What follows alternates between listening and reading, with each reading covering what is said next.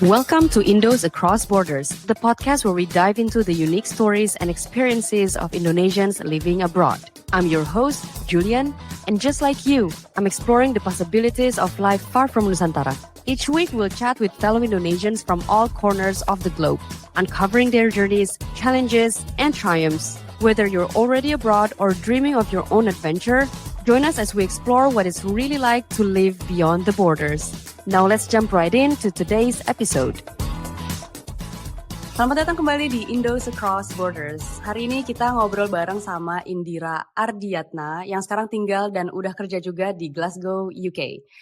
Mungkin banyak nih dari kalian yang penasaran gimana sih caranya kerja di Inggris khususnya, ambil S2 juga. Indira punya cerita yang menarik yang bakalan di-share sama kita hari ini. Sebelum kita mulai, kita kenalan dulu sama Indira. Halo Indira, gimana kabarnya? Halo, kabarnya baik. Senang banget nih hari ini bisa ngobrol-ngobrol sama kamu. Terus juga sama teman-teman yang dengerin podcastnya ya. Salam kenal semuanya. Indira, kita udah gak sabar banget nih untuk dengerin cerita dan pengalaman kamu di Inggris. Let's start by getting to know you a bit better. Boleh dong dikasih tahu ke pendengar kita siapa sih Indira Ardiatna itu? Indira Ardiatna, aku aslinya dari Bali, jadi keluarga aku semuanya dari Bali. Kalau teman-teman sering ke Bali buat liburan, pernah visit Tanah Lot, nah rumah keluarga aku nggak jauh dari situ. Nah, tapi walaupun aku orang Bali, aku tuh nggak pernah tinggal di Bali sebenarnya. Keluarga sekarang semua domisili di Bekasi, tapi aku sekarang tinggalnya di Glasgow, Scotland. Nah, aku sekarang kerja sebagai environmental consultant, fokusnya tentang reusable packaging. Jadi apa sih inovasi-inovasi sekarang yang bisa kita lakuin untuk ngurangin sampah kemasan sekali pakai, terus juga berbagai alternatif material untuk nge-replace single-use packaging, terus juga berbagai isu lainnya lah tentang kemasan di berbagai sektor juga. Jadi nggak cuma tentang FMCG ya, atau fast-moving consumer goods, atau misalnya pharmaceutical, jadi segala macam sektor yang menggunakan kemasan. Gitu sih, mungkin a little intro tentang aku. I see. Wah, background-nya sendiri aja udah interesting banget. Indira, boleh nggak sekarang flashback dulu ketika kamu masih di Indonesia nih?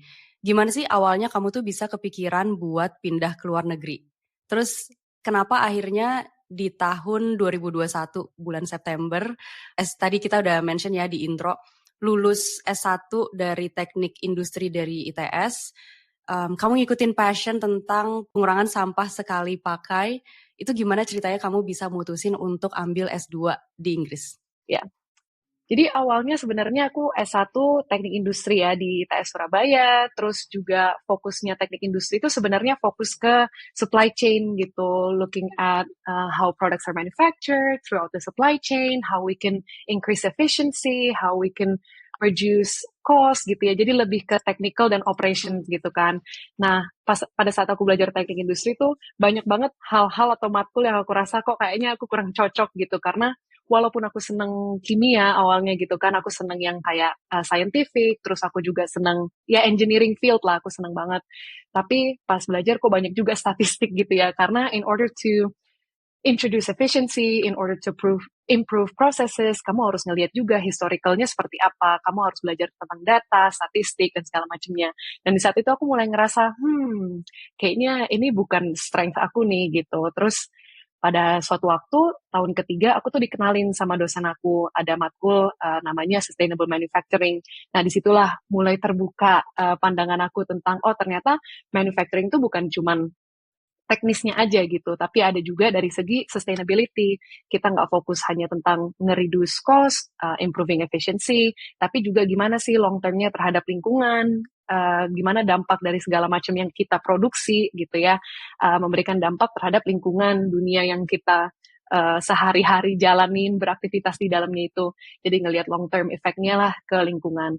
Dan dari situlah aku mulai berniat, oke nih, pokoknya aku mau switch career, aku mau fokus bidang lingkungan, bukan switch career sih, tapi lebih switch tujuan gitu, yang tadinya dari pengen jadi industrial engineering graduate, kerja di bidang manufacturing, jadi lebih kayak, oke, aku mau fokus di bidang lingkungan, dan supaya bisa nambah credibility gitu untuk expertise di bidang lingkungan. Dari situlah aku kayak, oh ya, mungkin aku harus ngambil master nih, atau kayak ngambil sesuatu course mungkin yang bisa bikin aku, oh ya, kamu kredibel di dalam bidang lingkungan. And that's how I decided that I want Hmm. to pursue master's degree. Dan setelah ngeliat-liat, aku akhirnya putusin buat ngambil di Glasgow. Tapi waktu kamu lagi in the middle of your study, kamu udah pernah magang dulu atau belum sebelumnya? Ya bener, kebetulan waktu tahun terakhir aku kuliah itu tahun 2020 ya, jadi pas COVID gitu. Jadi semester terakhir tuh bener-bener semuanya online, aku harus balik dari Surabaya, balik ke rumah, and I have to do all of the assignments at home, and then while trying to focus on class, my mom was like, ayo beli barang supermarket, atau kayak ayo kita belanja dan segala macam. Jadi bener-bener nggak fokus lah.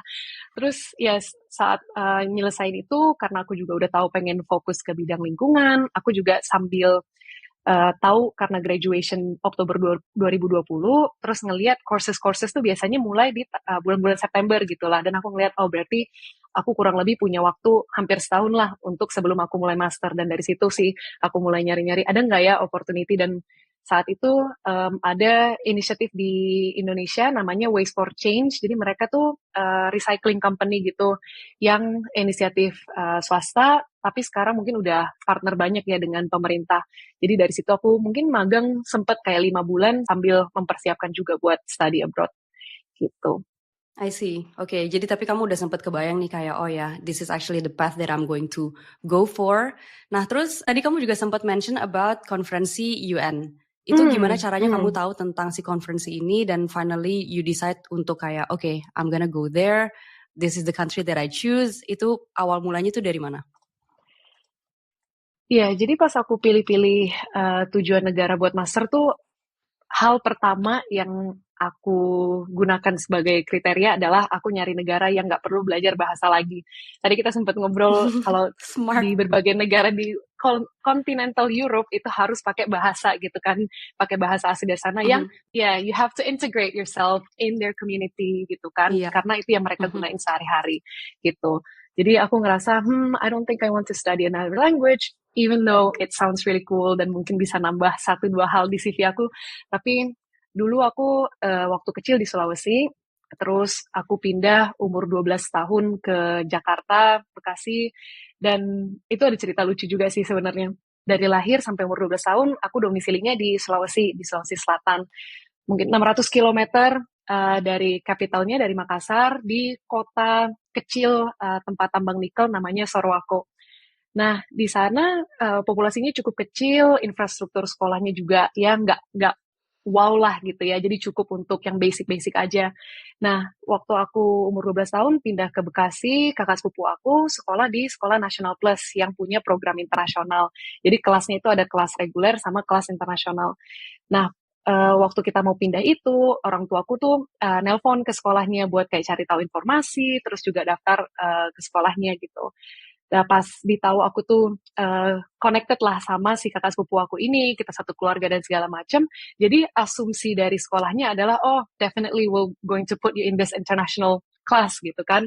Padahal waktu itu aku tujuannya ya udah datang pindah ke Bekasi aja gitu, nggak ada tujuan untuk masuk ke international class, di mana ya saat itu waktu di Soro aku bahasa Inggris aku ya gitulah, nggak terlalu conversational level yang bagus banget gitu. Nah, nyampe lah aku pindah di Bekasi, terus aku masuk di kelas ini, aku nggak tahu kalau aku bakal masuk di international class ini gitu kan. Terus pas aku hari pertama datang, ternyata find out bahwa aku di kelas itu gitu. Pas di kelas ini semua orang pakai bahasa Inggris yang bener-bener apa ya, semua gurunya pakai bahasa Inggris, teman-temannya juga pakai bahasa Inggris, dan situ aku ngerasa down banget karena aku nggak terbiasa sehari-hari bener-bener beroperate secara ya apa ya, secara profesional gitu ya, tanda kutip, di kelas dengan pakai bahasa Inggris. Kan beda kalau belajar bahasa Inggris di les bahasa Inggris gitu yang cuman oh ya warnanya apa, red, yellow, green gitu. Kalau di kelas kan kamu harus ngerti pelajarannya juga, harus ngerti konsepnya, terus harus belajar juga pakai bahasa Inggris. Dan di saat itu sih aku ngerasa kayaknya aku nggak mau go through the same proses, walaupun kalau looking back sekarang aku nggak nyesel lah dengan apa yang terjadi di saat itu, cuman pengalaman itu yang bikin aku nggak mau nyari negara yang perlu belajar bahasa lagi.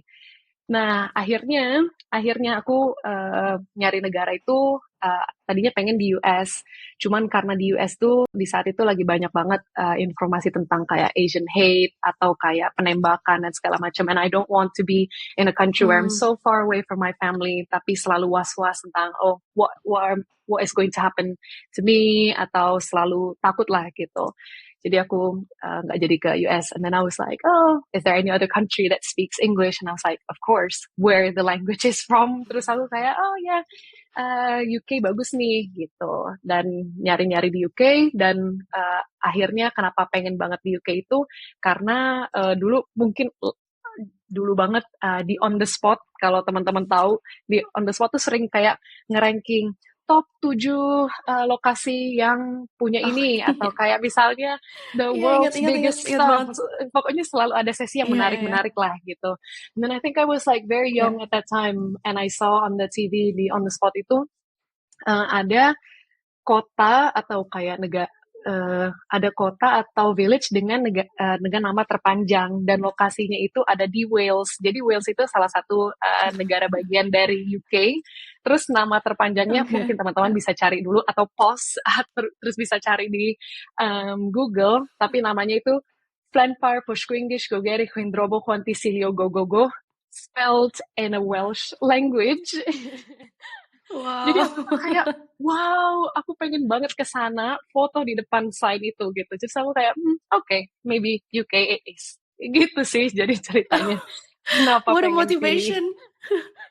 Iya, emang apa ya, kayaknya in life gitu ya. In life you have to have those like crazy motivation, atau kayak other silly things that makes you motivated, nggak cuman karena hal yang mau kamu tuju, tapi what are those mini motivations that will keep you going gitu. Dan ya luckily di UK saat itu, di Glasgow ya, pada saat itu ada acara dari United Nations ini tentang konferensi tentang climate change gitu. Dan aku rasa kapan lagi aku bisa studi di kota yang ngerayain atau nge-host conference ini gitu sih.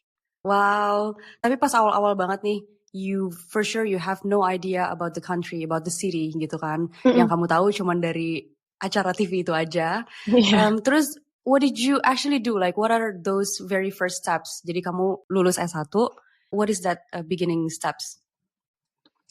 Yeah, I think COVID not only brought all negative stuff ya, tapi juga ada kayak positive stuff, di mana kalau misalnya di saat itu nggak COVID, di tahun terakhir, maybe I'll just like play with my friends, atau kayak have more chance to do other stuff without thinking about like, okay, what actually I want to do in the future gitu. Nah, terus di saat COVID itu, ya benar sih udah mulai kayak, oh lebih banyak waktu untuk meditasi tentang, oh aku pengen fokus ngambil kuliah, jadi udah lebih banyak waktu yang diluangkan untuk browsing-browsing informasi.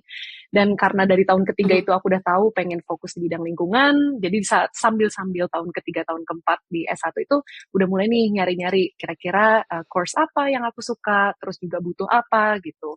Jadi saat wisuda di Oktober 2020 itu udah langsung deh bikin semacam kayak timeline lah di otak aku, kayak oke, persiapan harus ambil tes IELTS, terus juga harus persiapan motivation letter, terus nyari universitas yang mau dituju, terus apply gitu ya, dapat konfirmasi dari university. Jadi semuanya itu langsung aku lakuin setelah lulus gitu. Jadi nggak main-main lah, walaupun kuliahnya itu mulai September 2021, tapi memang persiapannya harus dimulai dari setahun sebelumnya, karena ya tadi ya kayak daftar, terus persiapan tes bahasa Inggris, terus dapat konfirmasi dari universitasnya, itu harus dilakuin jauh-jauh hari, karena walaupun mulainya September, semua pendaftaran gitu-gitu biasanya ditutup dari bulan April, terutama kalau teman-teman mau ambil beasiswa. Kalau ambil beasiswa itu kan juga harus ada lagi ya yang disiapin, kayak misalnya tes untuk beasiswanya, terus juga interviewnya. Jadi waktunya semua tuh timelinenya walaupun dibilang 1 tahun, sebenarnya agak mepet juga gitu sih. Kalau dari aku pribadi kemarin aku nggak pakai beasiswa dari pihak lain gitu. Jadi waktu aku apply ke course yang aku mau, dia ada juga beasiswa dari course-nya langsung. Jadi kebetulan kemarin pas aku apply udah langsung ikut timeline itu juga gitu, langsung ke kampus. I see.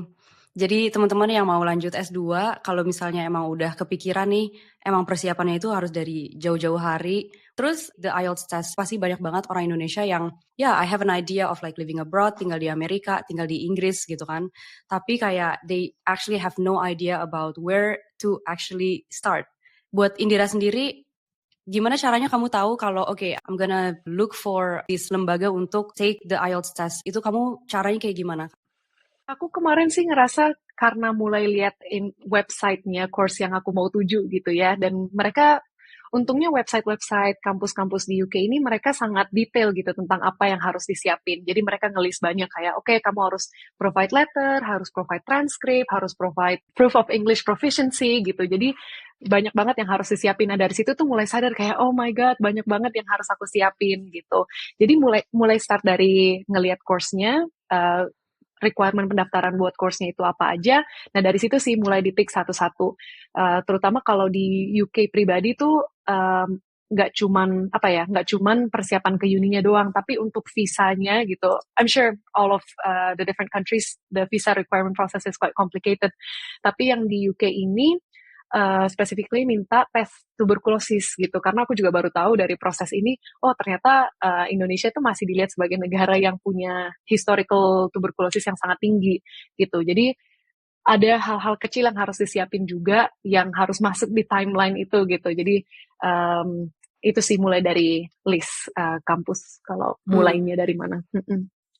Terus untuk yang bahasa, ya, terus untuk yang bahasa Inggris itu kemarin ya kebetulan IELTS sekarang udah banyak sih cabangnya di berbagai area di Indonesia gitu. Di Sulawesi udah ada di Makassar, terus juga di Surabaya atau di Bali untuk di Pulau Jawa, nggak cuma di Jakarta. Jadi terutama kalau teman-teman yang datang dari kayak berbagai area di Indonesia juga harus mikir-mikir tuh kira-kira kalau travel untuk tes dan segala macam itu juga butuh di consider.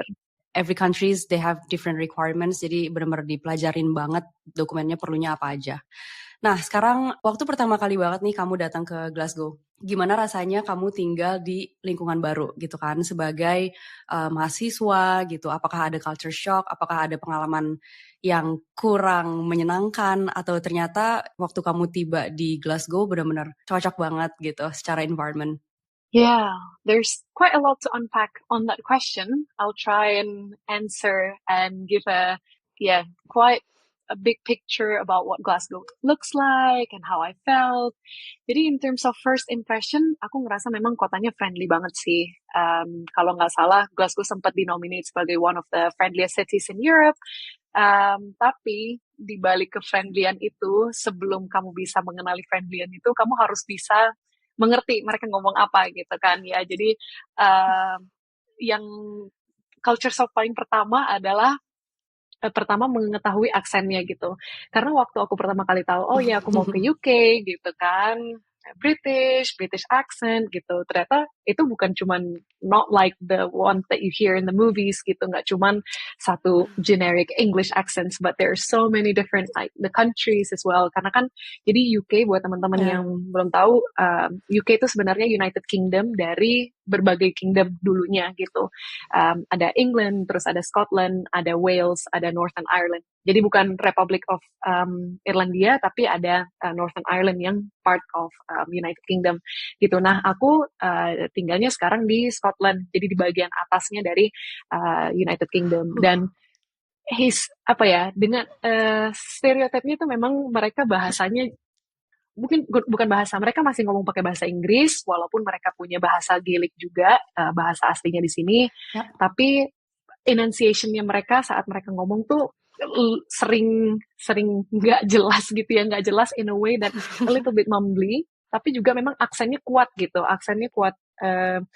sangat unik lah gitu. Dan kadang-kadang nggak ngerti juga what are they saying, atau kayak setiap mereka ngasih informasi gitu, kadang-kadang mereka ngomongnya cepet juga gitu kan, so I have to like clarify, karena aku nggak mau cuman oh ya ya ya and then I don't actually understand what they're saying. Apalagi kalau misalnya mereka ngejelasin sesuatu yang bakal berguna buat aku gitu, maksudnya informasi yang aku butuhin gitu. Jadi don't have to be jangan takut untuk tanya lagi ke mereka kalau misalnya kamu kurang ngerti gitu. Oh sorry, can you repeat that please, atau can you say that again please gitu. Dan mereka karena Glasgow ini sangat internasional ya, itu juga impression yang aku lihat, so many international students gitu. Karena populasi Scotland secara keseluruhan itu cuman sekitar 5 sampai 6 juta. Jadi kalau ngebayangin Jakarta, I think now it's about 15, 17 million people in a city. This is a country that has 5 to 6 million people. Jadi comparisonnya tuh benar-benar kepadatannya tuh jauh lebih lebih berjarak gitu antara satu kota dengan kota lainnya. Jadi feels less intense lah kalau Glasgow-nya itu sendiri.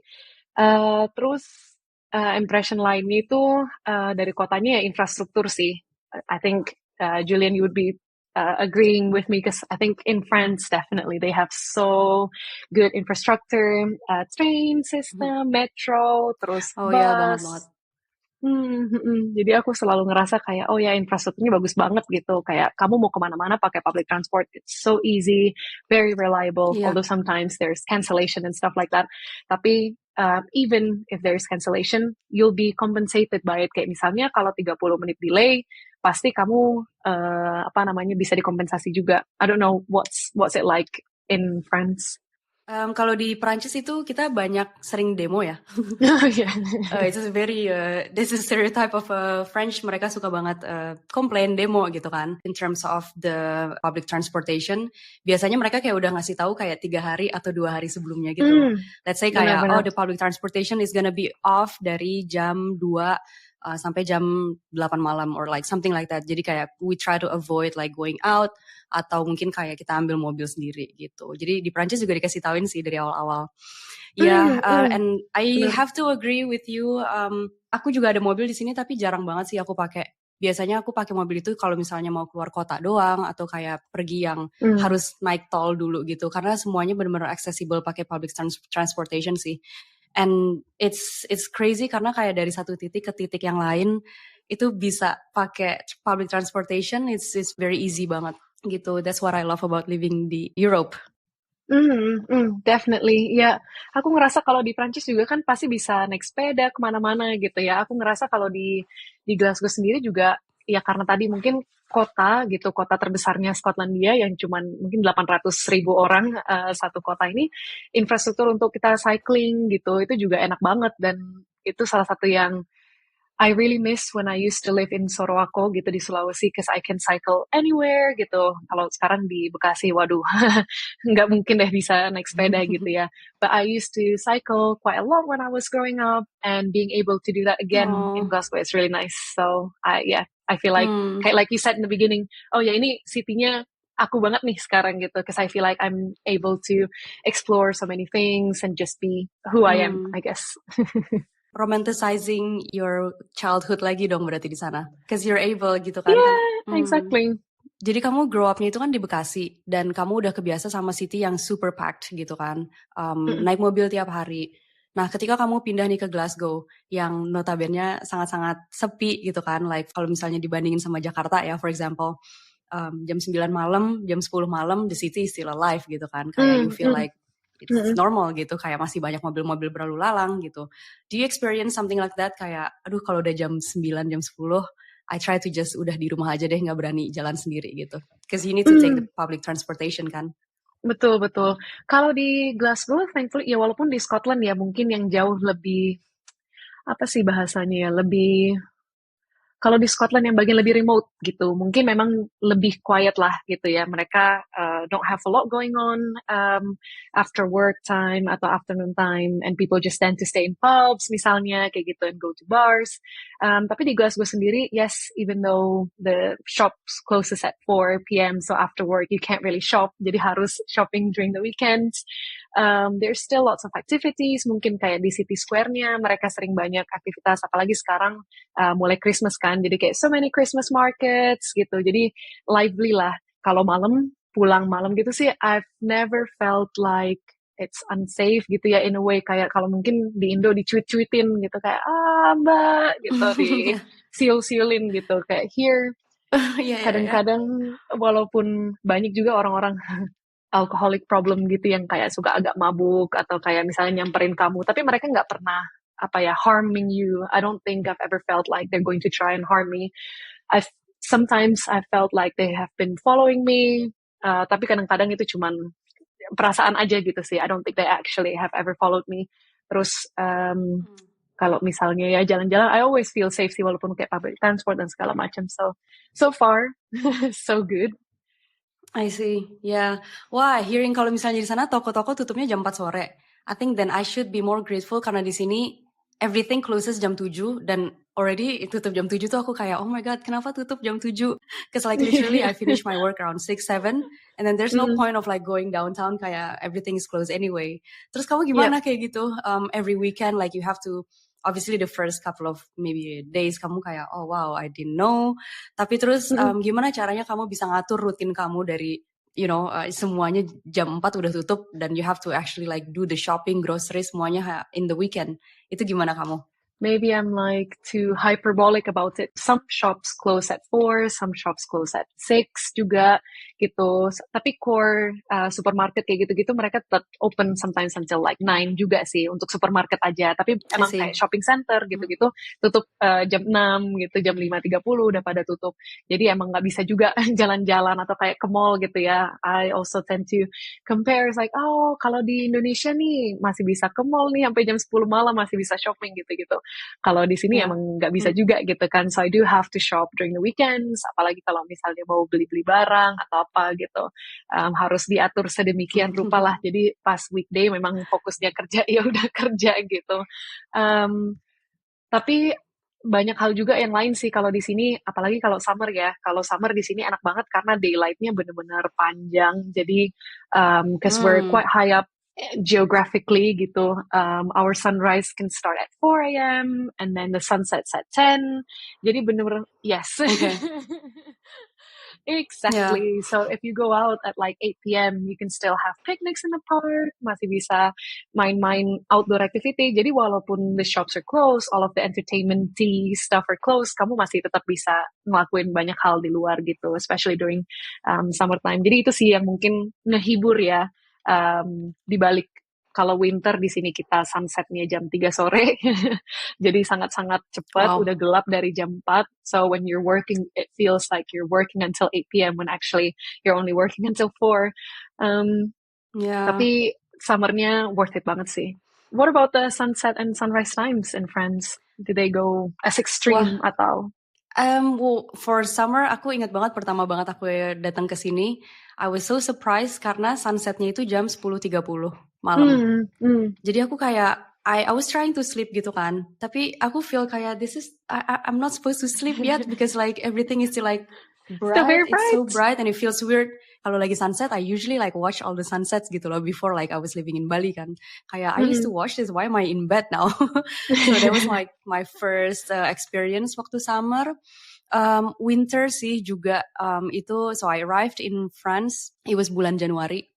I say like a couple of days, it was like a Disneyland moment kayak wow, looking at the snow. Kayak kalau aku pergi ke daerah yang lebih dingin gitu kan, I can see like all the snows on the ground. Everything is pretty. Di dalam mobil kayak I record gitu kan. But then a couple of weeks after aku kayak yang oh my god, this is so sad, like very depressing. Kayak gelap banget, jarang banget ada matahari. And I remember like, cause I do work from home. Jadi pagi-pagi tuh kayak jam 9, jam 10. Oke, mataharinya datang gitu kan, kayak ada sedikit. Tapi but then kayak after 1 hour, like it's gone again. All the skies are gray. Udah gelap, pokoknya dari situ udah seharian udah kayak gitu aja. And then mulai gelap itu nggak se-ekstrim jam 3 sore sih, like you. Tapi di sini tuh around jam 4, jam 5-an itu baru mulai kayak getting dark. Bener-bener kayak pitch blacknya tuh jam 6.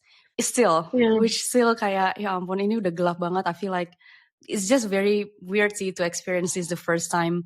Tapi sekarang aku lebih kayak I feel like somewhat better because obviously kayak aku udah lebih tahu gitu kan my city gitu. Terus kayak I know like more friends, I know more people now. Jadi aku lebih bisa atur my routine lah, my day.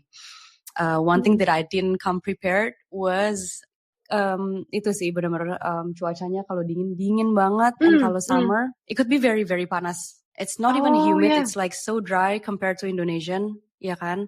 Kalau di Indo benar-benar humid, harus banget pakai sunscreen because kalau misalnya di Indonesia we're indoor gitu kan. Semua aktiviti kita nggak ada yang di luar. Aircon gitu kan. Exactly.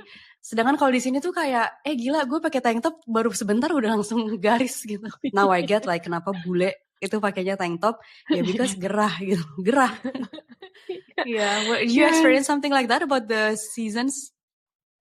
Kalau di sini, unfortunately, when we say it's summer, it's still like very cold di Glasgow. Jadi ya kadang-kadang kita bakal ada punya kayak period of sun, seminggu, 2 minggu maksimal di mana ya panas.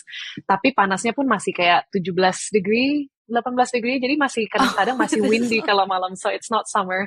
But now that you mention it, when I was in France last year, so that was my first time visiting Annecy, or Annecy, I think the way how the French say it. But it was really, really hot. Kayak bener-bener panas, like Indo tropical heat. Beda banget dengan panasnya di sana. What was the degree? Do you remember? I think it almost reached 40, kayaknya 39, 40. So because I was there like peak summer, karena di UK kan ada bank holiday, jadi ada tanggal merah kalau misalnya summer gitu lah, summer holiday kan. Dan kebetulan itu deketan dengan hari ulang tahun aku. Jadi kalau hari ulang tahun aku di kantor tuh dikasih hari libur, jadi aku sekalian deh libur, dibikin kayak dirapel gitu, tanggal merah, ulang tahun, sekalian liburan. Dan itu bener-bener kayak the end of August yang masih bener-bener panas, so it was so hot. But France is really beautiful. I would love to go back again. Yeah. Oh my God. And you mentioned Annecy. I've been there one time and it was like so beautiful. Aku kesananya lagi musim semi sih.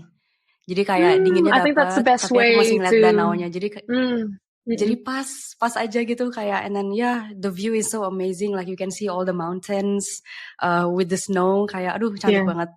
It's so pretty. I think that's one of the best places I've visited in my life because I also swam as well. Dulu waktu tinggal di Soroko tuh, aku tinggal deket danau kan, dan kayak aku bakal berenang setiap minggu, setiap hari Jumat habis pulang sekolah tuh pasti lari berenang. Dan di Bekasi again, I didn't get to experience that, but now living here with all of the access to the loch, kalau di sini di Scotland mereka bilang danau itu loch, dan kita ke sana bisa. Terus kayak when you travel to continental Europe, because it's quite easy to go to from here as well, it's so nice to just like being able to swim and swim in a nice clean lake again. Okay, I don't wanna bring up about Brexit, but tapi since sekarang kalian udah nggak ada di dalam EU lagi, ketika kamu lagi mau liburan ke Eropa gitu, kayak kamu berasa nggak sih kayak I have to like do the visa again, or like do you experience something like this? So actually, well, it's going to annoy people who are living here very much, but not me, because I'm not actually impacted by that situation. Karena when you go, or for me to travel to the Schengen area, including France, I still have to apply for the Schengen visa karena nationality aku masih Indonesia. Jadi regardless aku punya residence permit untuk kerja, tinggal di UK, nationality-nya nggak berubah. Jadi untuk restriction untuk travel atau kayak ketentuan untuk visa dan segala macam nggak berubah gitu. Ada beberapa country yang bisa kamu visit visa free, yang kalau misalnya sebagai Indonesian passport holder masih harus daftar visa, tapi karena kamu punya residence permit UK itu kamu nggak butuh visa. Itu ada, tapi untuk ke Schengen areas kayak ke Jerman atau ke Belanda atau ke Perancis, I still have to apply for the Schengen visa. So it actually doesn't impact me, but actually impacts my boyfriend, where he can just like dulu bisa langsung ke EU check out gitu kan, kayak ke EU portal lah untuk gate untuk check outnya. Sekarang he has to queue with the other passports, same like me. Jadi kayak dia kayak great, now we got this new UK passport dengan kayak our new color, not associated with the EU, tapi the only benefit quote unquote is just to be merged with the other passport holders. Anyway, jadi kalau untuk mereka sih itu effect ya dari journey itu. Terus mereka kayaknya harus sekarang isi form juga, walaupun nggak perlu go through the same Schengen visa process, tapi tetap harus ngisi form dan segala macamnya, and I think pay a small fee, but it doesn't really impact me. I see, okay. Ya karena same as like any other Indonesians, kalau misalnya kamu pengen pergi ke Schengen area tetap harus apply visa lagi ya. Jadi although kamu tinggalnya di Inggris, kamu tetap have to like do the visa process. Exactly. I see. I really enjoy everything in Europe. nowadays karena everything is very like accessible, very easy, naik kereta tiba-tiba udah di negara lain gitu kan. Terus sekarang aku thinking kayak okay, let me just enjoy all of the countries in Eropa dulu and then after I'm gonna go to Inggris. Tapi kayak I wanna go gitu kan, especially sekarang masih belum punya anak gitu. Jadi kayak I still feel like I have those freedom to go. So if anything I should like start thinking about going there now gitu loh. Cuman belum nih, tapi one day Well, I'm gonna go there. if you decide to come, I'll be very happy to show you around karena kota aku Glasgow kan. Jadi tapi capitalnya Skotlandia itu Edinburgh dan itu yang kayak terkenal sangat cantik, so pretty, and London obviously it's a magical place at least in my eyes karena orang lokal di sini selalu bilang kayak oh London terlalu busy, like people are not as friendly, but growing up or live in Bekasi or Jakarta you already know like how busy big cities, metropolitan city can be. Jadi kayak menurut kita kan kayak this is just like what our capital city is, so it's not a big deal. Tapi London itself aku juga senang banget sih. So yeah, definitely if you do, because you can also take the Eurostar to go to London, and I think it's about 1.5 hours from France, so it's quite easy. Yeah, and I remember one time we were like in this city gitu kan, terus my husband was like, "Did you see that island over there?" And I'm like, "What?" And dia bilang, "Ya itu di sana tuh Inggris. Sebenarnya kalau misalnya kamu mau tuh we can just go there and as I said, in a couple hours we're gonna be there." So aku kayak, "Oh, stop with this because I really want to visit Inggris gitu kan one day. One day I'm gonna go." Yeah, no, for sure. I think so you were at like northwest of France. Ada jadi kena ke southnya. Yeah, exactly. England. Yeah. Yeah. That's nice. Iya. Tapi one day lah ya. Nah, kalau aku boleh cerita sedikit, I still miss like that like big city life gitu loh, kayak having to growing up in Jakarta. Ketika if I tell to like everybody here that I miss the city, I miss my country Indonesia, Jakarta, mereka tuh kayak oh like why do you want to go there because everything is so packed nana gitu kan. Tapi aku tuh kadang-kadang kayak just the fact kayak let's say I walk down gitu kan home or like from my home to city center or like vice versa, aku tuh kayak wow it's very different kalau udah malam tuh semuanya mati gitu, kayak that city light I don't really see that from here gitu loh. There is di sini juga banyak Irish pubs, terus kayak lebih kayak bar-bar gitu sih yang di malam-malam. Dan kayak I'm missing kayak I don't know like just the big skyscraper buildings. I miss like the mix of it.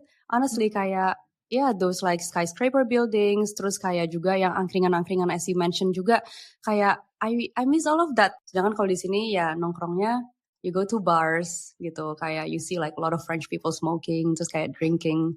Kamu kayak gitu gak sih, kangen juga gak? Yeah, I think I relate to a lot of what you just said. I really relate to missing the big city life karena kalau mereka bilang kan, oh kamu kan tinggal di luar negeri, pasti lebih lively juga dan segala macam. Tapi luar negeri itu justru karena populationnya, again going back to what I just said before, kayak di sini kan mereka populationnya lebih dikit gitu kan, terus kayak aktivitasnya nggak se-chaos, se-chaotic dan se-fun, lively, vivacious yang ada di Indo gitu. I do miss that part, atau kayak bahkan nyetir. I also miss driving karena di sini aku nggak pernah jalan untuk bisa kayak ke berbagai tempat dengan mudah dengan driving, itu juga sesuatu yang aku miss.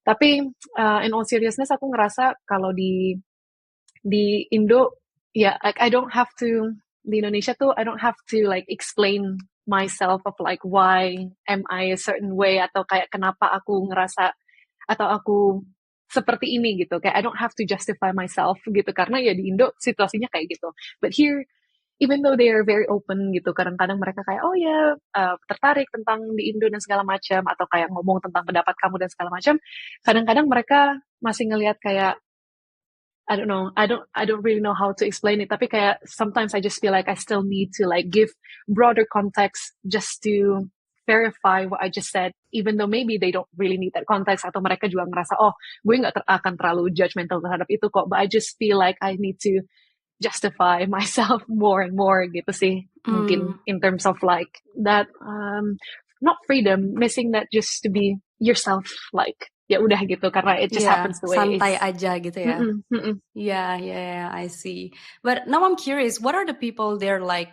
Apakah mereka as reserved as the French? Apakah mereka individualistis juga kayak orang-orang Prancis di sini, like some other European people juga? Mereka kayak gitu atau lebih kayak the Americans yang yaudah gampang banget gitu berteman, gampang banget deket. You can have a conversation just by like, what are you drinking? And then all of a sudden you become friends gitu kan. Are they like this too? Mereka kayak gimana? I would say probably leaning towards the European, mungkin mirip French, tapi mungkin slightly lebih santai, tapi not very on the American side spectrum yang very friendly gitu ya, maksudnya lebih easy I see. going. Kalau di sini mereka friendly di awal, maksudnya mereka mau untuk get to know you, tapi mereka nggak akan open up themselves secara lebih detail di momen itu gitu. Jadi kamu memang harus effort untuk build that relationship atau mungkin disuguhin 1-2 alcoholic drinks first and then they can start to open up about themselves gitu. Tapi aku ngerasa semakin lama kelamaan karena waktu pertama kali aku pindah ke sini untuk studi gitu ya, terus ketemu banyak orang juga orang-orang Indonesia yang tinggal di sini. Aku masih banyak hangout dengan orang Indonesia, jadi lebih ngelihat kota Glasgow dan UK itu sebagai kayak, oh, I'm just a visitor, atau aku cuma studi doang di sini.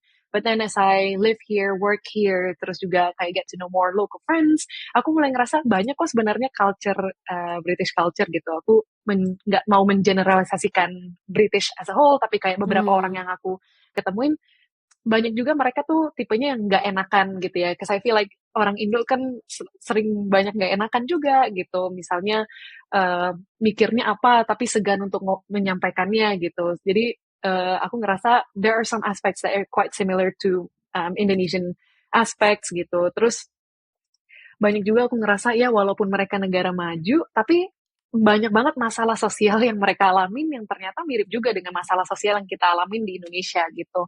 Contohnya, mungkin ini nggak sama dengan apa yang di Indonesia, tapi karena ini salah satu contoh konkret yang aku lihat, mereka sekarang pasang Christmas tree di mana-mana, ada di stasiun atau mungkin di shopping center, kayak gitu di tempat umum lah.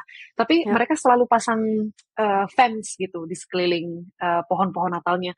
Aku pikir mungkin decorative purpose aja kali gitu kan. Terus habis itu pacar aku bilang, no, it's to stop people from climbing to the actual Christmas tree, untuk stop antisocial behavior. Jadi kayak gitu. Ini negara maju, tapi kayak mereka masih banyak banget social problem yang kayak sebenarnya aku nggak nyangka mereka punya juga gitu. Jadi aku ngerasa, oh, itu salah satu culture shock yang aku pikir, wow, ternyata negara maju, oke, tapi ada juga ya hal-hal lain yang sebenarnya kita nggak lihat secara langsung gitu. I see. And aku curious deh kayak dari those personalities yang mereka punya, terus the way they behave gitu kan, them as they are. Pernah nggak sih kamu ngerasa kayak it's impacting you gitu, kayak in your personality? Apakah sebelumnya kamu a certain way of person dan sekarang kamu jadi berubah? Karena in my experience gitu ya di Prancis, obviously everybody's very different. Tapi di Prancis tuh aku benar-benar ngerasa kayak the way we have a conversation with them itu benar-benar kayak I feel like their confidence is like up the roof gitu. Whenever we have a conversation itu benar-benar we're not like that. Kita nggak kayak hunching back, tapi benar-benar kayak dadanya bidang terbuka. Terus kalau ngomong artikulasinya sangat-sangat jelas. Terus kayak the way they look at you itu benar-benar intens banget, kayak jangan sampai kalah sama cuma tatapan mata doang kayak gitu. And then their confidence sih kayak in the way they started the topic, atau kayak motong orang itu kan Prancis banget ya, yang kayak no me atau kayak no but karena mereka always against itu kayak they like to debate, dan itu tuh ngebuat aku jadi if I don't show my opinion, aku bakalan ketinggalan kereta, aku nggak bakalan be included in the conversation, which of course like that's where you're missing out the whole point kalau misalnya kamu hang out and you don't get to speak gitu kan. Dan itu aku benar-benar jadi kebus, it's very uncomfortable karena kita biasanya kalau if one person disagrees ya udah kayak it's your opinion and that's it, we don't have to like debate about it. Versus in France tuh kayak Julian, c'est quoi ton avis, like what's your opinion gitu. So I have to like, if I disagree I tell, and then they'll be like, oh pourquoi, like why. So I'm like I have to say gitu loh gitu. Jadi kayak benar-benar nge-build my confidence in speaking. Terus kayak juga kita nggak bisa tuh sembarangan misalnya kita drop an idea and then nggak ada facts yang backing up the idea gitu. Itu sih Wow. bener-bener yang kayak gila. Kalau gue ngomong sama orang Prancis itu bener-bener bakalan ditanya pourquoi, when. Wow. Wow, ngedengerinnya aja aku kayak gila. I will probably just stay quiet or like, excuse me, bye. This is why you don't go to France ya. No, this is why. Because like you said, it's very complex, not just the way they do the communication, bukan cara cuman debate-nya doang, tapi it's another language. It's probably your like third or fourth language now untuk pakai bahasa Prancis untuk bisa mengutarakan pendapat itu. So I do feel like it's very, very tiring. Yeah. It's even for me, like English is my third language, maksudnya second language lah gitu yang professionally speaking. Tapi kayak I do feel you. I think what you just described about like being in a table where people are saying what they think, terus mereka ngobrol satu sama lain, saling kayak satu ngasih pendapat, satu ngomong, satu lagi ngasih informasi dan segala macam, dan ngerasa kadang-kadang, I think personally for my personality sebagai kalau misalnya ngomong bahasa Indonesia pun I am a little bit more reserved juga sih, kayak sometimes I just feel like it's not worth my energy to say something if I don't like really feel strongly about it, atau kayak nggak ada sesuatu yang mau aku jawab juga anyway gitu dalam bahasa Indonesia. Tapi apalagi di konteks yang berbeda gitu ya, kayak di sini kayak you're very different obviously from them and you want to be able to be part of that conversation and you want to contribute so that you can be seen as like, oh yeah, you're one of us. And I do feel sometimes she's like even that. There. Yeah, exactly. And I do feel sometimes like, oh, probably I feel very insecure about like, oh, maybe I don't know as many things, or like I'm not as smart, or I'm not as competent. There are moments where I feel like that in a conversation professionally and also in social conditions. But I think there's also some wisdom where it's like you don't have to always say, or like you don't always have to say or contribute to the conversation just for the sake of the argument or just for the sake of being able to contribute, but actually being a listener, being able to listen what they say and appreciate what their conversation is about is also an art. So trying to balance that, and also, yes, it's a good practice as well to be able to speak to them and practice language skills kita juga ya. And in your case, French gitu, it's a good chance to do it. But I feel, sometimes it's just them, it's just the way they are. Ya, tapi dari personality mereka kayak kamu pernah kebawa gitu nggak sih? Kebawa, mungkin what I notice is changing more is probably a little bit of my accent, because actually I don't know if this is a widely spoken or discussed topic, but because I grew up with like American culture, TV shows, Hannah Montana, terus kayak Sweet Life of Zack and Cody, pokoknya stuff on Disney Channel. Yeah. Exactly. Terus listening to Taylor Swift gitu kan, kayak very American culture. So I do grow up with that, and also for Indonesians it's quite natural to imitate more of the American accent. Tapi begitu aku pindah ke sini gitu ya, waktu belajar sih masih nggak apa-apa gitu, because you're between all of the international people, so you're just like say things how you would want to say it. But now when you are in a workplace or like when you meet other people, especially when we're dealing with American clients, they would say to me, oh, I hear an American twang, atau kayak, you sound very American, are you from America? And I'm like, no, I'm from Indonesia. So that makes me feel kayak krisis identitas gitu, kayak I'm Indonesian, okay, I sound a little bit American apparently from this other people's opinion, tapi aku di sini juga gitu with so many British people who speaks in a British accent, terus kayak sometimes they're very precious about the way they say things or like the way they write things, because there's British spelling and American spelling, and growing up I would say stuff with a Z, with a Z, but here they tend to use S, like realize, maybe it's spelled in American language with a Z, but in British language, it's with an S. Hmm. Jadi kayak hal-hal kecil yang aku ngerasa kayak, oh, I have to change in order to fit what they use. Probably like you have to speak French more often. Tapi kalau aku harus kayak pakai British spelling gitu, even though I learned English and an American spelling. So I think that is the more stuff that changed me, I guess. So tadi you were mentioning about the professional life. What does that transition look like ketika kamu udah beresin your master degree? Obviously, it takes a lot of effort until you reach to that point. And then the moment you think, okay, gue harus nih cari kerja gitu kan, kayak okay, I have to like start making money. What does that transition look like? Was it daunting, and was the interviews process kayak susah? What was it look like? Salah satu alasan aku pindah ke UK juga karena mereka punya yang namanya graduate visa gitu. So it allows you to stay in the country whether you have a job or not. Jadi punya fleksibilitas lah. Jadi setelah lulus, kamu bisa stay di sini walaupun nggak punya kerja. And then during that time, you can look for jobs. Dan habis itu mungkin bisa kayak switch to a sponsorship visa atau kayak a worker visa. Nah, waktu aku udah tahu mau kerja gitu ya, jadi begitu semester 2 sebelum ngerjain disertasi, oh, and also in the UK, master saya cuma 1 tahun.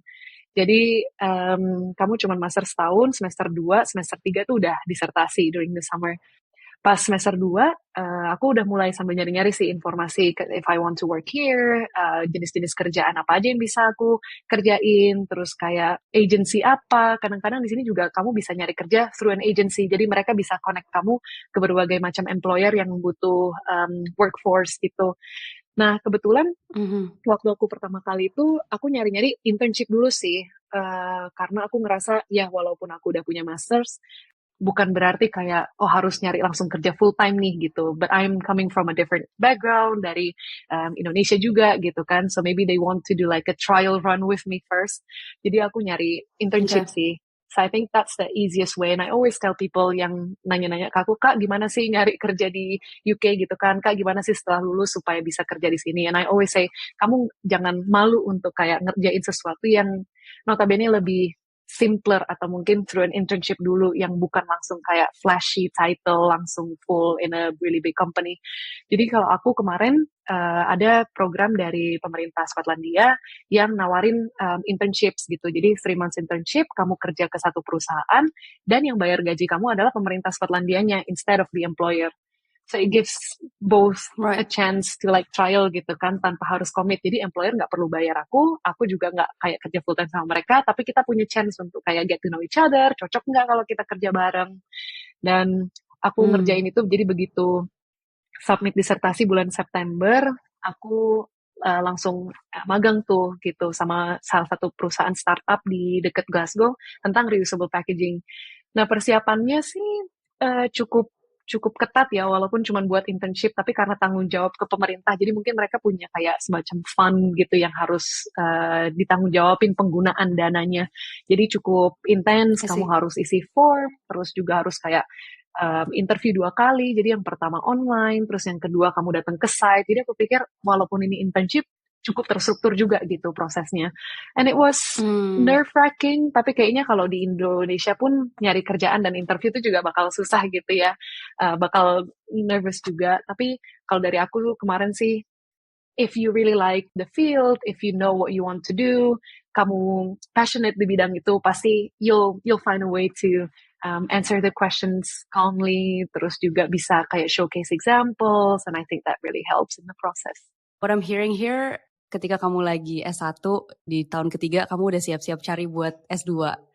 Terus kamu S2-nya belum beres, udah siap-siap cari intern because you know that this is like one of the gates untuk kamu bisa feel more secure, feel more comfortable ketika kamu nanti dunia kerja gitu kan, yang bukan intern ya. So I think this is a very interesting personality that you have. I can see here that you're someone that is very terstruktur gitu, kamu atur dari jauh-jauh hari, that's very interesting.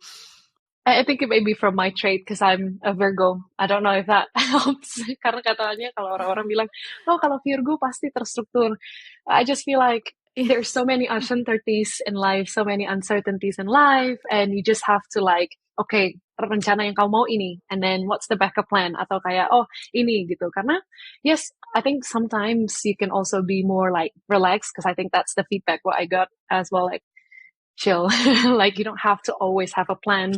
And sometimes it works, but I think in this case where you want to plan your life, because it really decides like where you will be and what you will do, Yeah. especially as a person that's coming in from a different country. You'll be competing with other people who are actually from here. They don't need visa requirements. So like, why would this company invest in you rather than a local talent, for example? So I think those are the things that you have Yeah. to consider as well. Uh, Yeah. Merinding. Kamu sekarang kerja di bidang sustainability. Yes. Apa sih pekerjaan kamu sehari-hari dan apa yang paling kamu nikmatin dari pekerjaan ini? Ya, jadi dulu tuh jadi yang pas aku magang itu setelah 3 bulan, akhirnya aku kerja full time di sana dan aku kerja di sana 2 tahun dan itu kerjaannya seru banget sih. So I design aluminium bottles buat produk-produk kayak misalnya sabun cuci piring, laundry liquid gitu semuanya. Jadi instead of di dalam plastik botol gitu, produknya ditaruh di aluminium botol yang aku desain. Nah, jadi aluminium botolnya nanti dijual di retailer, misalnya kayak kalau di sini Marks and Spencer atau misalnya Sainsbury's gitu, kayak supermarket-supermarket. Nah, orang-orang bisa beli, kemudian bawa ke rumah, pakai produknya. Nah, kalau udah selesai, di bawah botol aluminium itu ada QR code yang bisa kamu scan, terus nanti kamu balikin lagi. Nah, pas kamu balikin lagi botol kosongnya, kamu nggak perlu tanggung jawab untuk bersihinnya, karena company aku dulu itu yang bakal ngambil, nge-collect used bottlesnya, bawa ke facility kita, terus dicuci, dibalikin lagi ke filling partner buat diisi ulang secara profesional gitu. Jadi istilahnya kita mengurangi single use packaging tadi dengan reuse approach gitu. Nah, aku bener-bener suka banget sih dengan apa yang aku kerjain. Jadi ngedesain packagingnya itu a little bit of my engineering knowledge in use. Terus dari segi desain programnya juga, gimana kita bikin ya apa ya, engaging consumer behavior juga, gimana kita bikin sistem yang mudah supaya orang tuh mau juga ikutan gitu sih. So I did a lot of implementation part on my previous role. Terus sekarang aku baru pindah Juli, so on your birthday month, I moved to a new company, ke environmental consultant company, dan di sini aku lebih ke advising clients untuk kayak ini loh, the best approach to reduce your single use packaging use. Terus juga bikin kayak ya roadmaps for them how to achieve it. Terus kayak ngasih solution buat reuse. Terus kalau misalnya ada reuse infrastructure yang mau nge-scale up gitu, gimana caranya kita meet the supply and the demand di area reuse kayak gitu sih. So that's what I do. Wow, it sounds so aligned sama your dreams. If we look back gitu kan, dari zaman kamu masih kuliah nih di Indonesia, kamu sempat pindah ke lingkungan gitu kan, but then you knew gitu kayak all along, okay, this is what I want to do, this is what I like, knowing your passion, knowing what you like and what you don't like, which is super important. Dan sekarang actually bringing you to like a whole different level di luar negeri. S2-nya gitu kan, and then your intern 3 bulan, and then this kerjaan, and then sekarang kamu naik level lagi. How do you feel about all of that? Oh, I feel very proud of myself. I think that's something that we rarely say out loud. That's something that we rarely recognize. Kayak kadang-kadang kita selalu fokus on the negative, kayak, oh, I still need to do more. I still need to be able to do this, blah, blah, blah. But I think it's nice to be able to take a step back and say, yeah, actually, you've done pretty well. And what I always say is like, yes, I did put lots of effort. I work hard for what I achieve right now, but there's also an element of luck and support. And I feel like my family has been very supportive through it all. Terus juga, I think I'm very lucky where I found areas of interest when it is the right time, I would say. Kayak dulu what actually sparks my interest in like removing single-use packaging is because in Indo, we have the zero waste stores. Mungkin teman-teman yang based di Jakarta sering lihat kayak di Kemang, dulu ada kayak toko yang jual barang-barang tuh di dalam kemasan gede, teman-teman bisa bawa packaging sendiri gitu kan, terus diukur, ditimbang. Di Bali juga banyak banget, I'm sure di Bali juga environmental awareness-nya tuh cukup tinggi gitu. Nah, karena dari situ sempat trending lah di Indonesia saat itu. Terus walaupun aku background-nya teknik industri, tapi karena aku tahu aku pengen bidang lingkungan, jadi aku coba kayak inisiatif lah ke dosen aku kayak, Bu, boleh nggak saya ngerjain topik tentang ini karena saya seneng banget topik ini dan kita kaitin lah dikit dari segi teknik industrinya, dari bisnis Ya, prosesnya segala macam.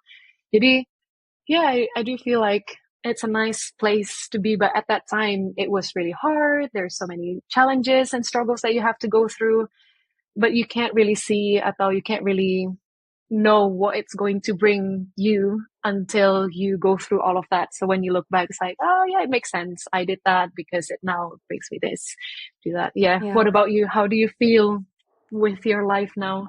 Well, I kind of want to relate with, jadi dulu waktu aku lagi kuliah di S1 di Unpad, aku actually Yeah. What did you melakukan study researchnya. actually? Sorry. Aku di Unpad di Pajajaran, aku ambil ekonomi, management di Economy. marketingnya. So it's economy and business. Nah, actually penelitian aku itu tentang, this is very related with what you're doing, tapi aku fokusnya lebih ke psikologi sama tentang area marketingnya gitu. Jadi I actually go to like some companies yang nge-produce bags. Pada saat itu I remember like so clearly, mulai tuh di Indomaret harga plastik itu mulai berbayar. Orang-orang Indonesia mereka mulai kayak they're not happy gitu loh, karena biasanya plastik is supposed to be free.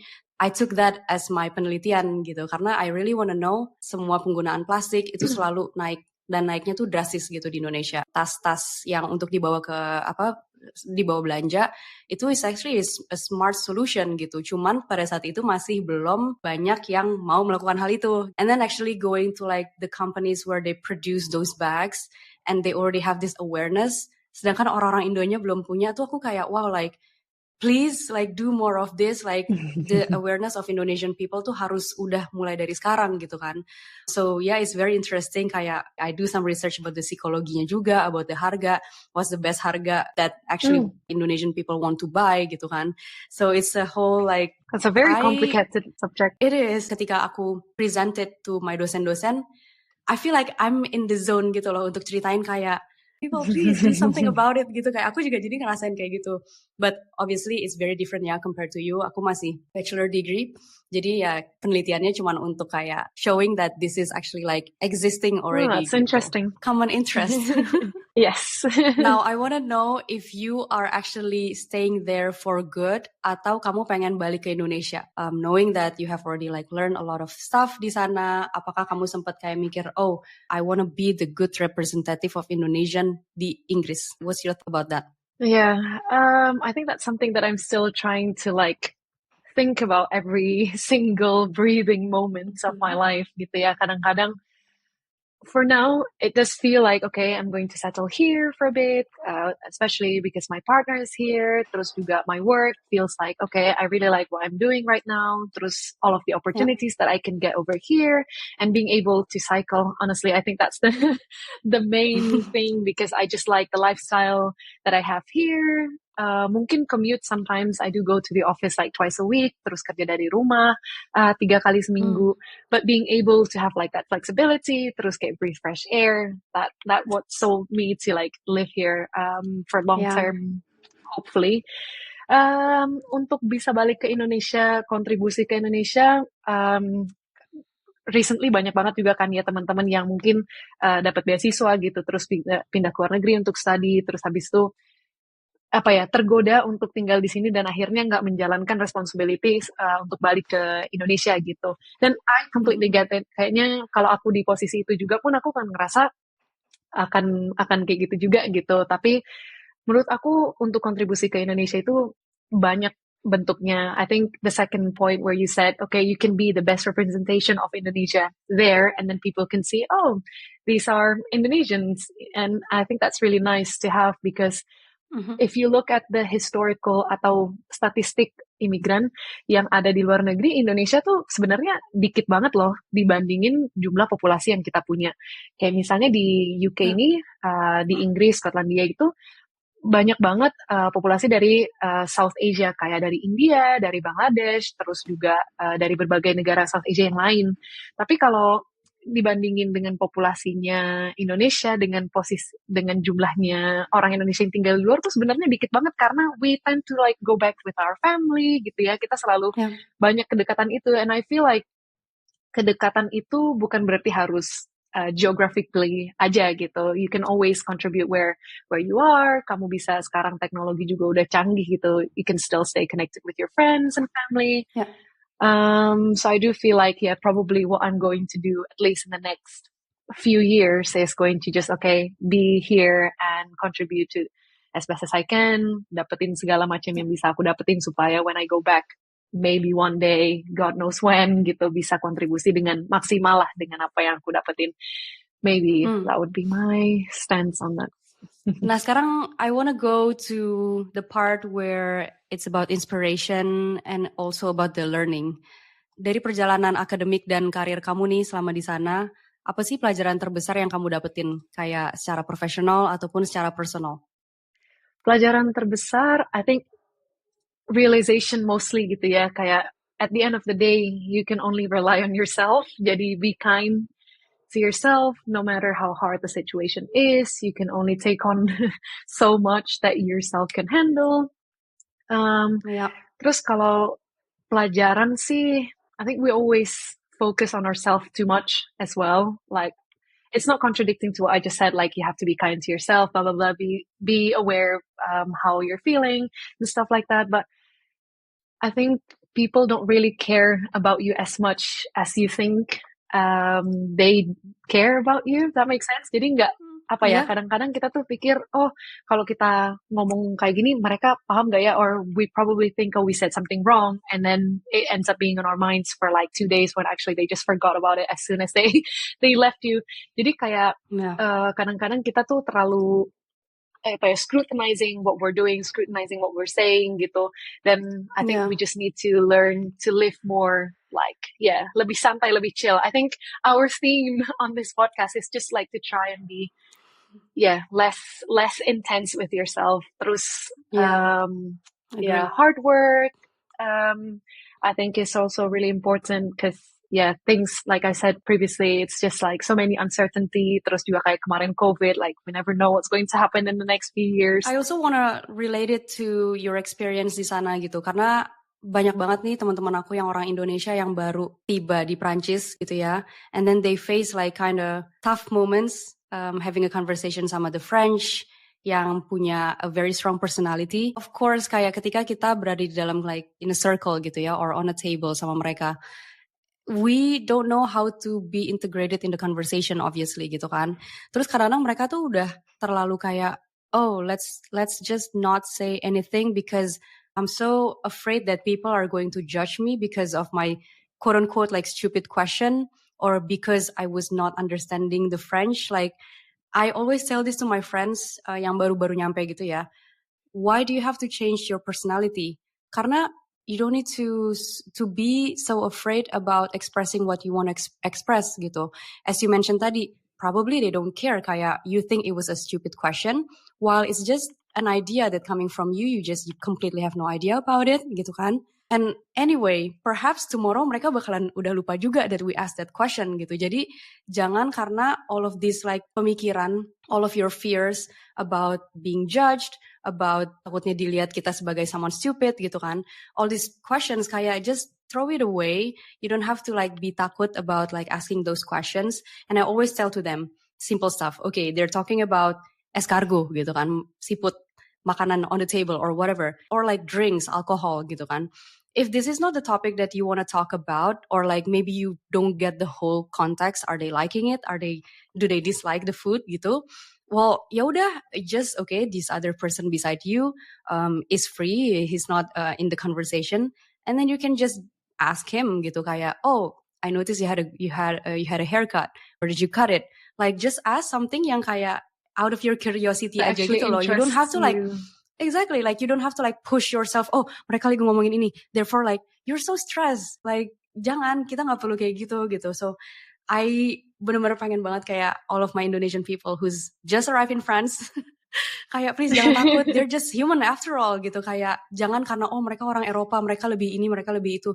No, we're egal, we're the same. Banyak orang Indo yang they think kayak maybe this question is not worth to ask gitu kan. But ya nggak apa-apa, coba tanya aja. It's you have this question karena you want to know the answer. Simply udah itu aja gitu kan. What you just mentioned earlier is something that I still have to learn. And you mentioned a good point where yeah, you don't have to really contribute to the bigger conversation, but if you have somebody next to you that is not really participating in the conversation anyway, why not just like try and speak to them? I think that's a really, Yeah. really, really good advice. And yeah, I think naturally as human being, kita selalu mau kayak, okay, how do we feel seen? And I think it relates to the point where I said about like seeking, I don't know, acceptance, and you want to try be able to like blend in with them. And it's very natural gitu. Tapi at the end of the day, they're not really going to like care about that question. Like you said, okay, yeah, it's just a question for them. It's not about like, Yeah. oh, it's a stupid question or like this. So yeah, Yeah, no, I yeah. completely Or maybe understand. I remember one time, this is so weird. Because I was pushing myself kayak coba banget untuk be integrated gitu kan sama topik yang mereka lagi omongin. And then I was like, okay, try to ask a question gitu. And then when I'm like, I have a question, and then like the moment like they have all their eyes on me, itu aku langsung yang kayak buyar gitu loh. Because like I lose the confidence. Terus kayak I'm not sure about my question. I don't even know why I wanna ask that question. Terus jadi kayak ngerasa kayak it's just so not natural. It looks fake. Looks fake. It feels fake when I ask this. Jadi kayak nggak usah paksain gitu loh. Kayak unless the topic is like something that you're really into, then ya udah, you put some effort. Tapi kalau misalnya enggak, ya udah nggak usah dipaksain. No, Yeah. I completely understand. I think, yeah, at some point, or maybe even until now, I do feel constantly like that as well, as like, oh, I feel like I need to contribute. I feel like I have to say this. And it just makes it less of who you are. Like you then become Yeah. not very authentic. So yeah, just take it easy. So I think maybe that's our key takeaway as well. It's like take it easy, From this be part. yourself. Yeah. Because if they want to interact with you, if they want to have a conversation with you, they will. They will take the time to listen, no matter how Yeah. slow you say. You try and form your sentence, for example. In your case, in French, you're learning French. Exactly. For us here, like when Scottish people have really thick accent and you ask them multiple times to like, oh, can you What? please repeat what you're saying? Or like, can you slow down? Yeah. Because if we're speaking Indonesian, we speak very fast. I think that's the feedback that I got from my friend every time I call my parents and I just put like my phone.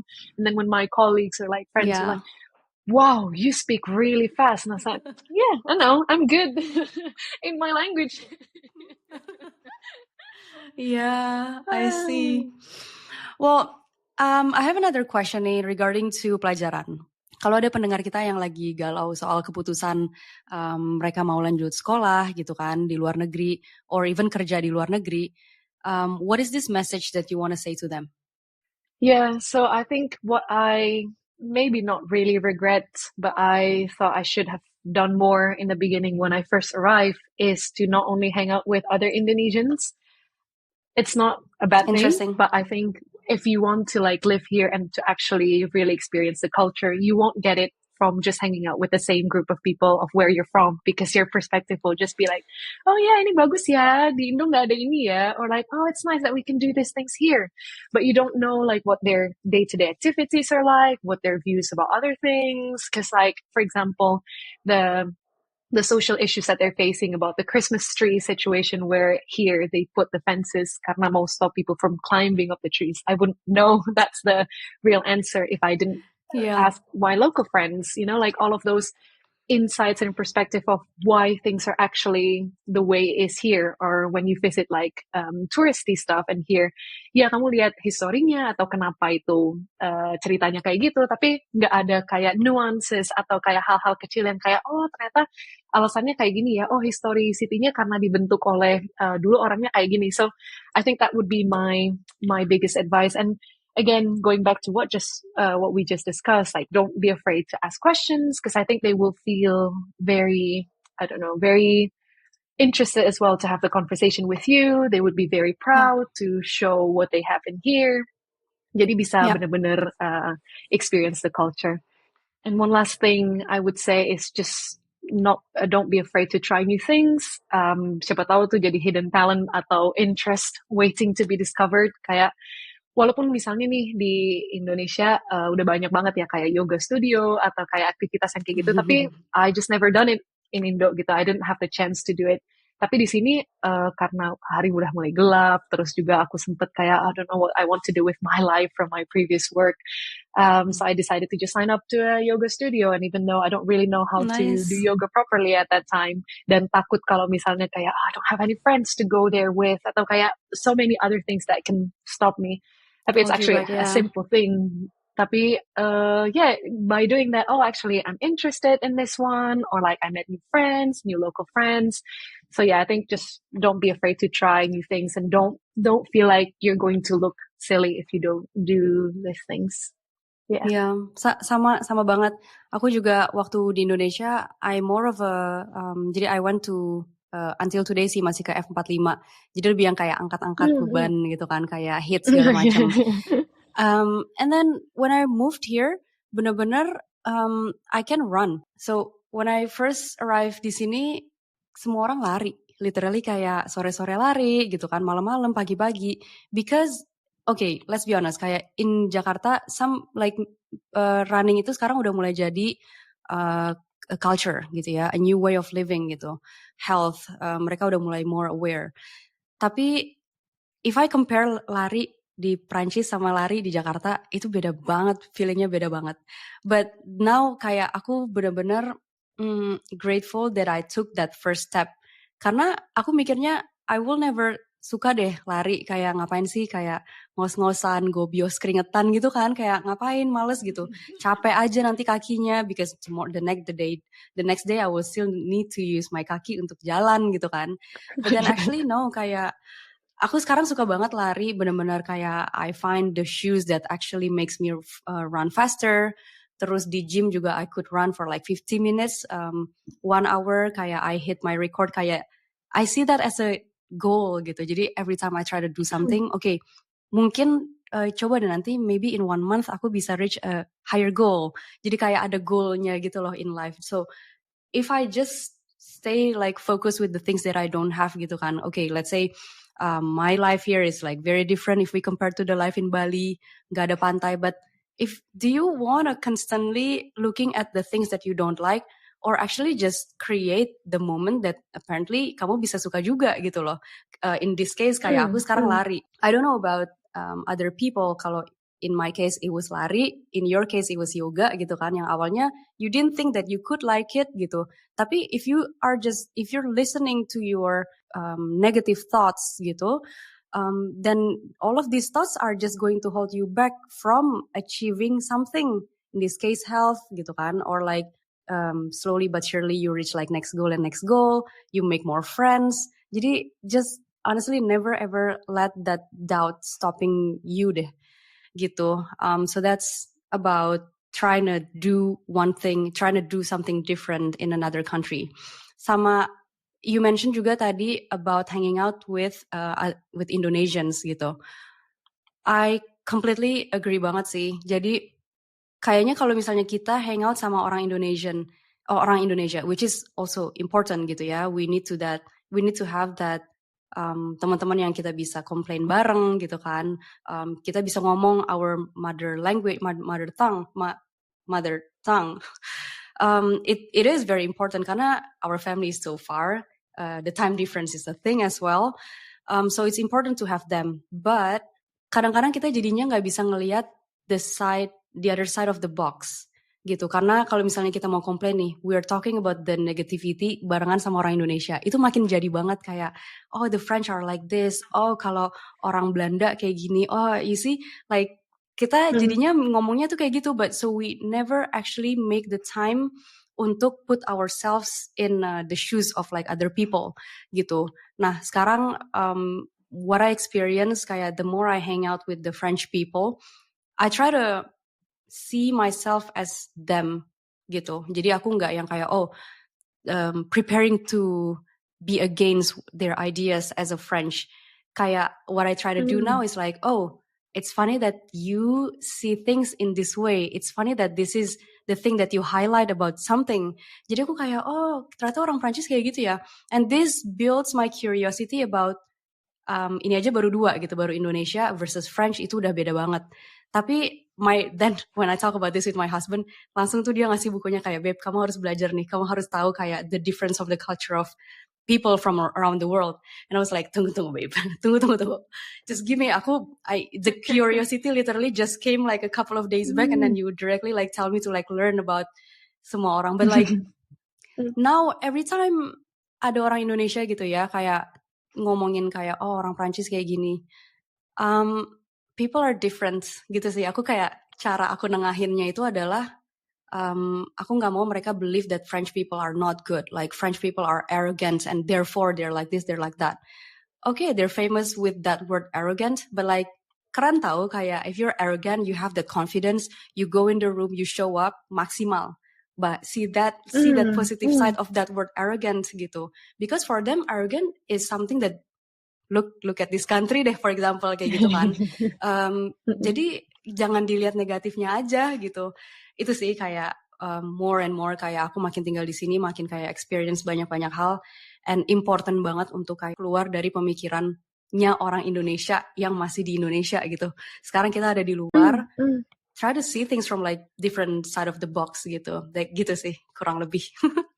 Jadi panjang, I think that's really interesting karena ya itu, you won't get all of this perspective if you don't hang out with them, you don't be around them and hear what they're actually saying. Karena yang this French kayak personality that you have in your head is made out of like the stuff that you see from outside, but not the stuff that you see from within gitu kan. Kayak you don't see like, like they're human after all, even though they're arrogant, yes, but they're arrogant because they're confident, maybe because, I don't know, you've never felt that way, so you see it more as a negative thing rather than like a positive thing, if that makes sense. Jadi kalau misalnya kamu udah kenal gitu, you won't say that they're also like that. And also like it's very hard to like generalize people gitu kan. Kalau dibilang, orang Indonesia males, but like no, I'm not gitu. Aku seneng kok jalan gitu. Aku bukan males jalan kalau ke Indomaret naik motor misalnya. Kayak kalau dibilang Indonesia stereotipnya kayak gitu, like I don't want to karena I'm not like that gitu kan. Jadi kayak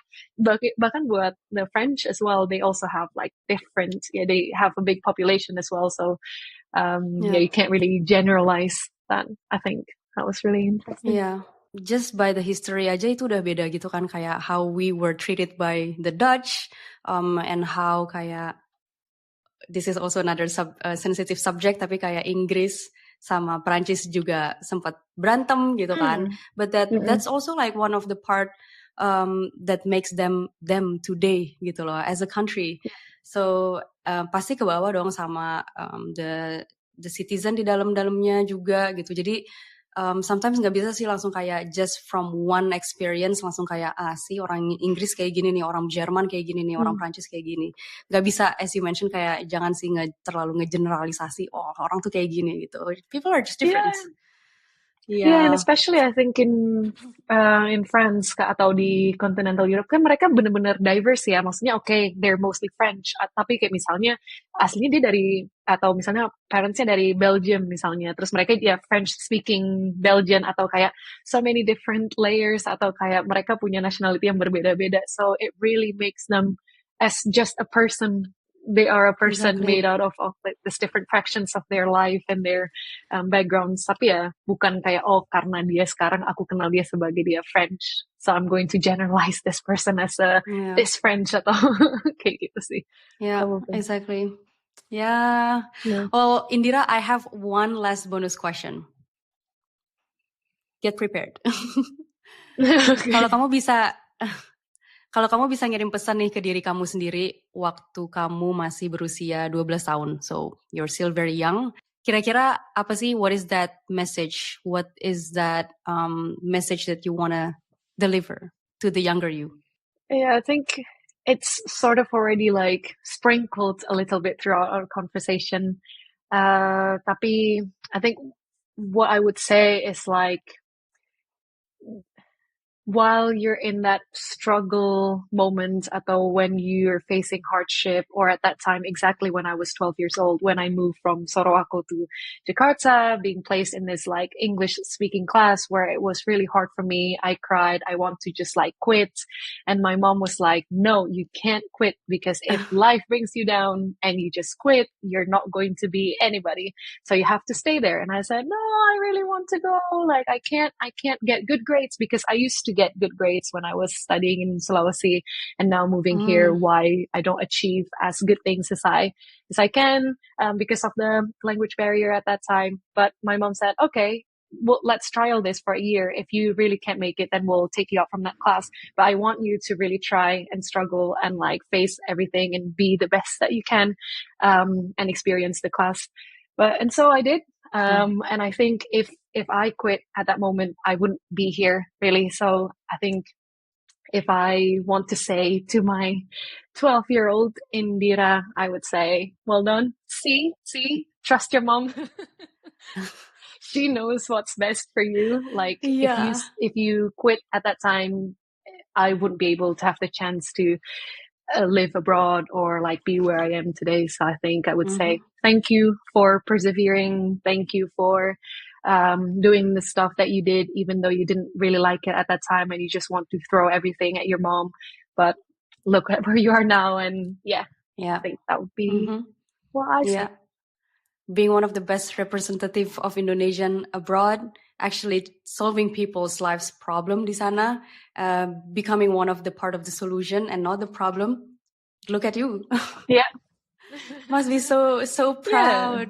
I think, yeah, like I said, it's not something that you would say out loud, but I think we do have to like say it to ourselves and be kind of like, yeah, I'm proud of myself. Oh, I'm hearing Yeah. that. Be kind to yourself. So, akhirnya waktu juga nih yang memisahkan kita buat teman-teman Indonesia nih yang tertarik untuk belajar tentang sustainability maybe atau pengen lanjut S2 atau kerja di UK. Where can they find you? Ada nggak social media atau other platform yang bisa kita reach out? Aku ada Instagram sih, @dirardiatna, DIRA, Ardiatna, or DIR, Ardiatna. Atau teman-teman juga bisa connect via LinkedIn kalau mau. Full name aku Putu Ayu Indira Ardiatna. Oke, thank you Indira. Terima kasih banyak udah luangin waktu untuk berbagi cerita sama pengalaman kamu yang luar biasa as a person Indonesian di luar negeri. Aku yakin banget nih pasti pendengar kita banyak dapat insight tentang cara tinggal di luar negeri, S2, cari kerja juga di Inggris.